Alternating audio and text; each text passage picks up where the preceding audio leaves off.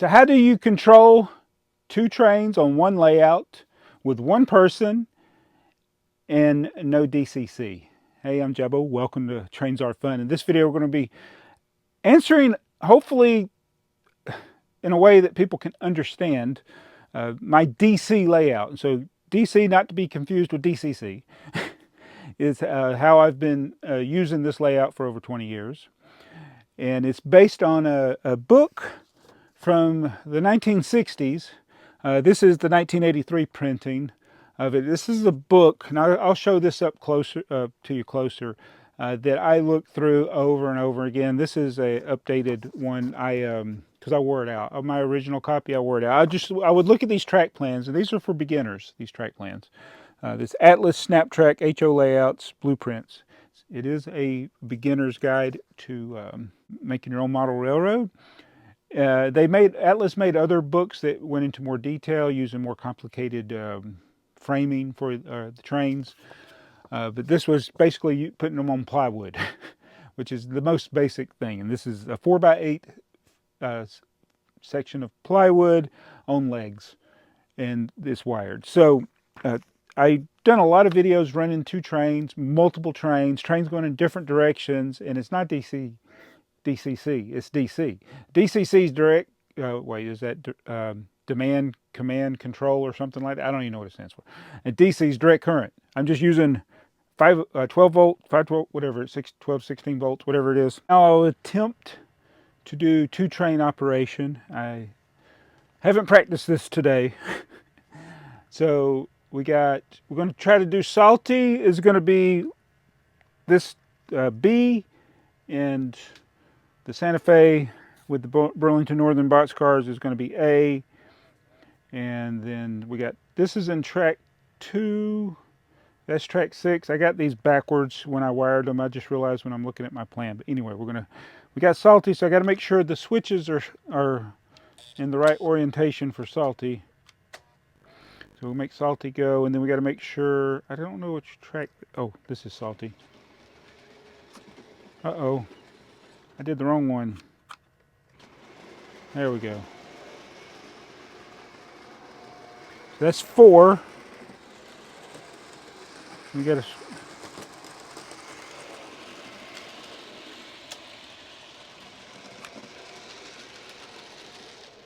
so make my Santa Fe go. So now they're on different mainline tracks.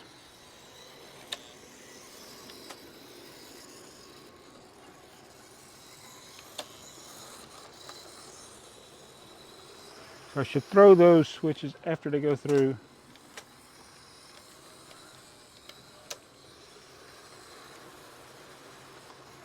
Better slow the Santa Fe down. Uh-oh. Gotta let Salty get in there.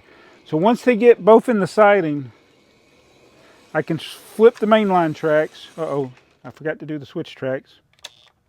Gotta do the switch tracks. Uh-oh, did I not do, what happened here? Oh, I'm not going fast enough.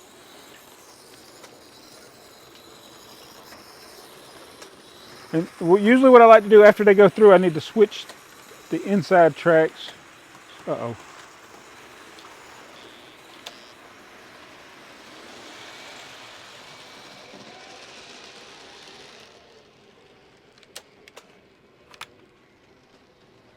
The trick is to do this without stopping. Can't tell where that switch is. Okay.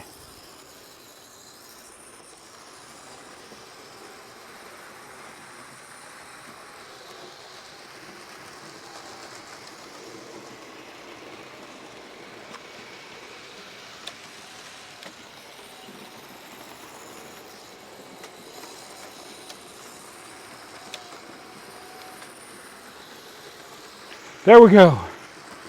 Flipping the switches.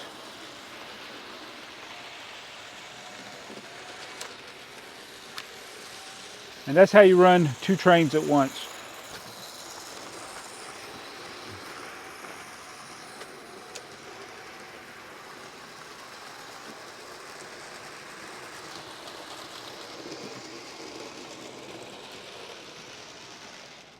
Boom. If I run them slow enough, it's easier to do it without stopping. Yeah, it's just direct current voltage to the rails. And the trains, the locomotives, they pick up the voltage from the rails. Now, if you just have one section of track with no gaps in the track, it's just all you can have is one transformer, and all the locomotives will go at the speed of that transformer. But that's not what we've done here. We have block wiring, and I'll show you this as we go through the book. And I'll show you the plan that this is based on. So the track is electrically isolated on one rail in different blocks, like the passing sidings, then the tracks for the yard or for the turntable. I got another siding over here, and then there's two mainline sections of the track. And so the switch on an Atlas selector has to be pointed to whichever transformer you want to control that track, or you can turn it completely off where no train will move when it's on that track. So that was this book. Again, this blueprints book started in the 1960s, but if you want to do it for yourself, this is the book to get it. This is a more recent update, and this is probably still 20 years old. Picked this up at Hobby Lobby for $4.87 back in the day. It probably costs like 10 bucks now. But this is the Atlas Beginner Guide to HL Model Railroading. The exact same plan that is in this book is in this one. So I'm coming around to the other side of the camera and we'll talk about this. This is my grandson's favorite section. This is where he can do all of his crashes. He's been slowly picking off the ballast off the track there with his little fingers. So this is a modified version of a track plan that is in this, the Blueprints book. And again, look at this. That is clearly the 60s. It says copyright 1960s, revised in 1979, and this is the 1983 printing. It shows you what different types of Atlas track is used in it, and it gives you, oh, well, you get right to it. So you start with simple layouts, like an oval of track with a couple of sidings, and it gives you the parts list, tells you how to build it. Then you get, I thought it told you how to build the table too. Let me see here, maybe that's later in the book. This is the Dispatcher's Delight. It shows you how to wire the track, and I'll get into more detail when we get, well, this one just really, yeah, let's just go ahead. So this is the one that actually shows the wires to each section. So you got the switch controllers. So those are the switch controllers. When I said selector, these are the selectors. And it shows you where to run the wire. The wire for a selector will go to that terminal track. Terminal tracks are, most of mine are hidden. It could be a rail joiner that has soldered on it, but here, oh, here's one right here. So that it's covered up. You got one is for one rail, one's for the other rail. You just got to make sure you do the right rail. And it kind of shows you the left or the right side there where to put it. So it says 4. That's going to go to switch 4. That one right there is 7. That goes to switch 7. So you got 2 power packs. Mine just happen to be in the same unit, but they're separate. They got separate wires here on the side. That's the top one is A, that's B. So if your switch is up, it's going to use the juice from that. If it's in the middle, it won't go anywhere, and if it's at the bottom, it goes to this one. It's pretty simple electricity. It's like throwing a switch on your light switch. So that kind of shows you how to wire something up, and then later it just points to the number. You got to know where it goes. And the same principle with the switches for the remote control switches. You see the wires there, and it just tells you which way the switch is going to be oriented. So this is the trunk line. This is one I wanted to build, and it's probably one I should have built where Milo wouldn't crash the trains. In fact, I think I built this when we were at the other house. I had this track plan, or one similar to it. There's another book that has some other plans. Oh, this is where it shows you how to make the table. And this is exactly what I used when I built this. I mean, it is exactly with my carpentry skills, exactly. There's the screws for those cross slats there. They're right there. I use sheetrock screws. There's some more. There's some more. I think I might actually use more than what they had. I think I got 4. It only shows 3 in the middle. I got 1, 2, 3. Yeah, I got 4. I got a little more support than what they show. And there's another plan out and back.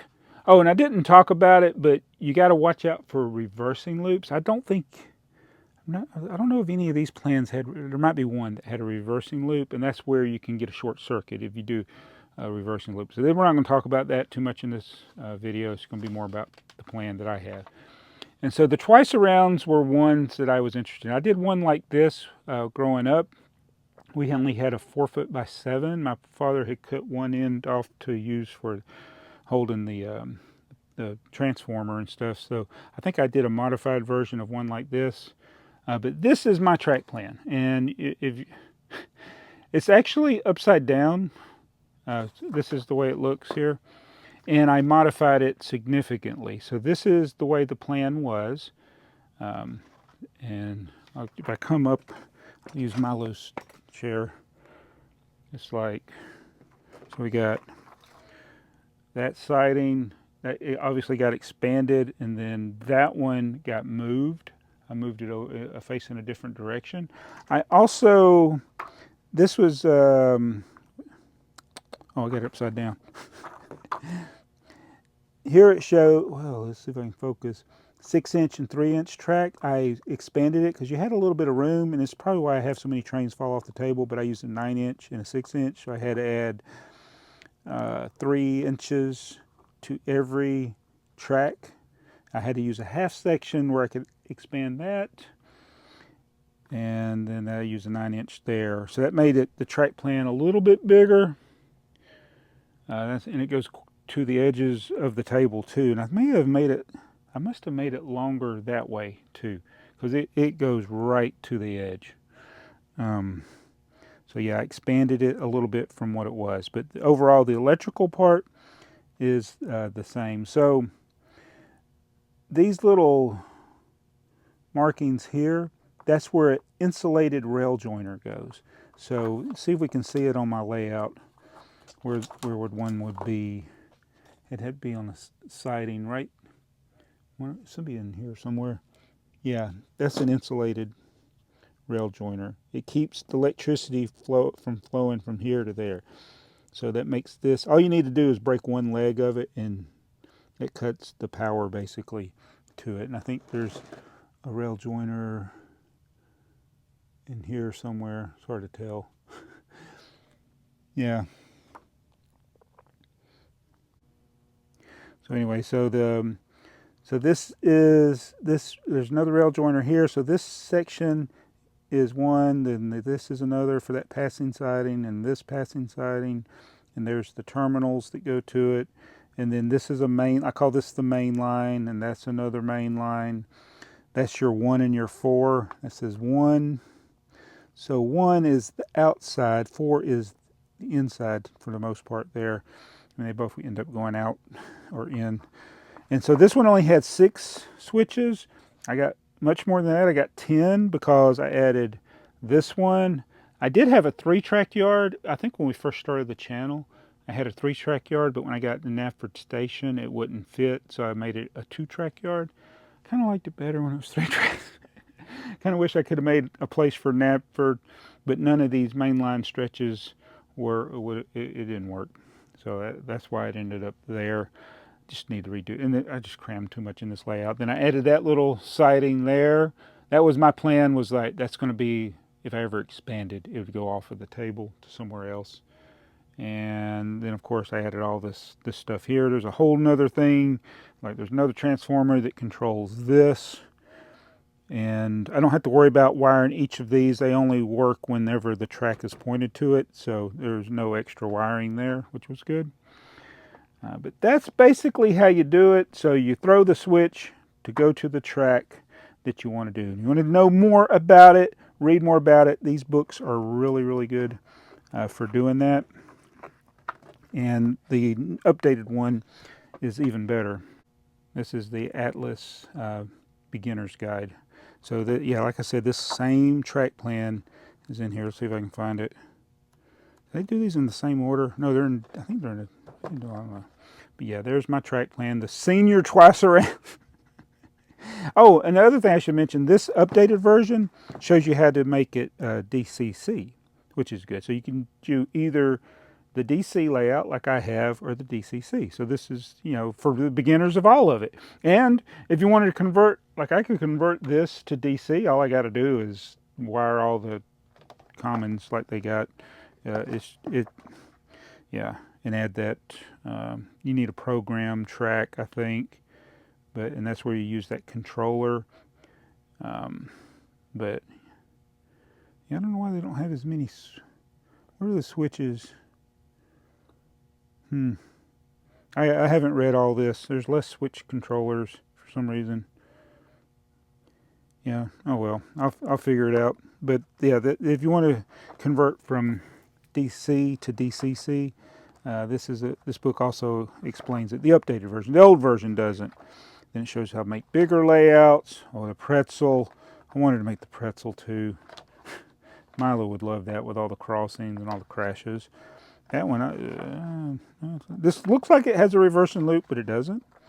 This one does have a reversing loop. So this is where you need the controllers because when you go like this, you get a short circuit. So that's where you got to have both sections isolated. And that's what they got two right there. It's completely isolated and you have to control it with the controller. That's how they keep from having a short circuit. You have to flip switches as you're going through it. There's no way around it. This stuff, I can set it up and just have one train running without doing anything. Two, I'm going to have to flip switches as I'm going. And then here's the biggest layout in here, the folded dog bone. Again, no cutting of plywood to make elevation. They use the Atlas piers to do that. But yeah, that's just a good beginner's guide. I do recommend it if you've never done anything with model railroading. I highly recommend it. And so here are some other books. This is it's still kind of beginners, but you need a little bit more expertise to do this because it doesn't really show you how to build the wood on some of these. This is a beautiful. Now this one gets into more detail with the plywood. It shows you. Look at that. All that you got to make all that. So it says don't try to do this in a day. I'll show you the one I wanted to build. This Granite Gorge in Northern, I think it's called. Yeah, this is the one I wanted to build back in the day. But it shows you how to cut all the plywood. So definitely for beginners, if you're new to carpentry, so you how to cut your wood there, make your framing, how to do the framing. I didn't have to do all. This is super beginner level. This is a little more advanced, but still. Anybody can do it just by following the instructions, and that was just a beautiful double track folded over layout. No reversing loops in it either. It's just a pretty cool layout. Then this king size plan, this is another one I wanted to do. It just has bigger things. And again, this is one, it's really, you can be a beginner because it has all of the steps. And then I have this one for in scale. This is the one I wanted to build. It has the viaduct. I want to build this layout in scale. It's only 4 foot by 6.5 feet, I think. So it's actually smaller than this table, but it's a more elaborate layout because it's in scale and you can cram more in there. So these are just good.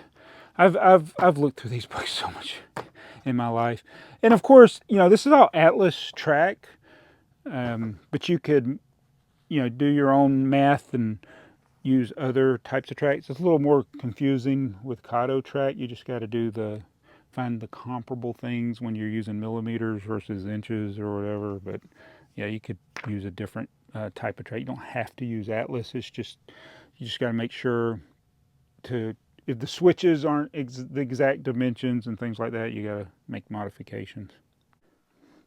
I'll do one more run with it where you can see the controls. A, B, this is on and off on my transformer. That just turns the whole layout.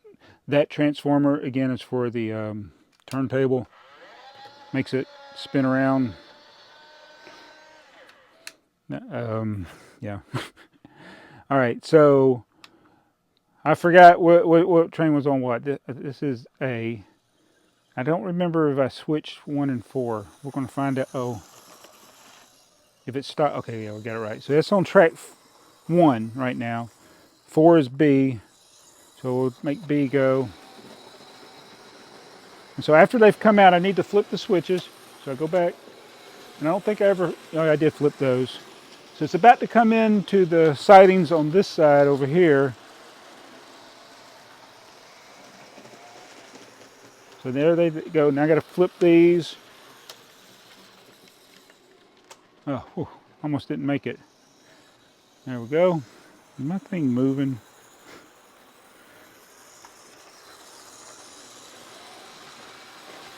And I flip those switches back.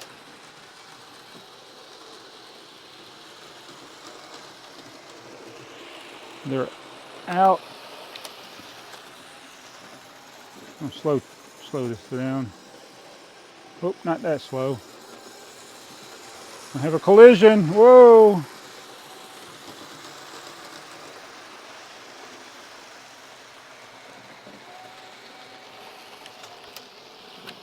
Oh no. And that's how you do it.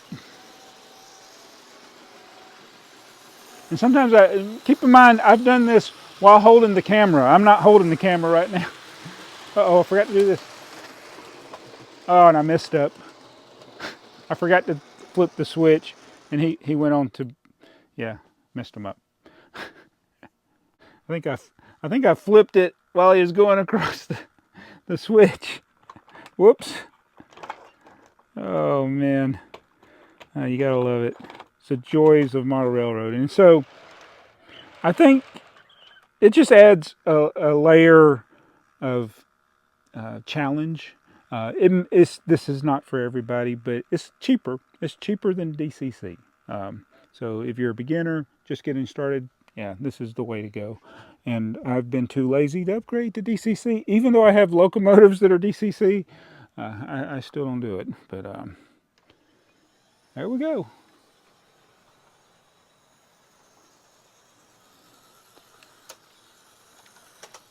Oh, I'm doing the wrong tracks. Oh, I forgot this. I forgot to switch 2 and 3. This is what, when you hold the camera, it gets harder. There we go. There we go. Beautiful. Now I need to get Salty over here. I didn't get my thumbnail. I don't know what to do for a thumbnail.